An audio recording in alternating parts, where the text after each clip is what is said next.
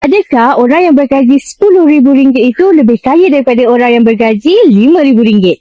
Dari sudut angka, ya, nilainya adalah lebih besar. Tetapi, apakah definisi kekayaan sebenar? Formula kaya itu ialah tabungan campur harta tolak hutang.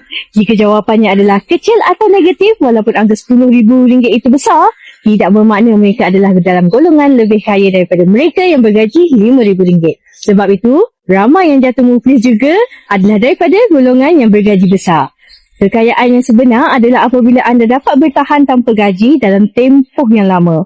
Anda masih sukar untuk menabung? Ini bermakna agak sukar untuk anda mencapai kekayaan. Menabunglah walaupun sedikit dan pastikan komitmen anda tidak melebihi kemampuan anda.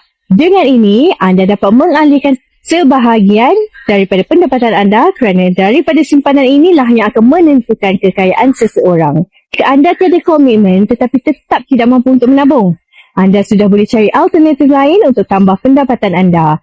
Ramai yang sudah membuat lebih daripada satu pekerjaan untuk menambah pendapatan mereka.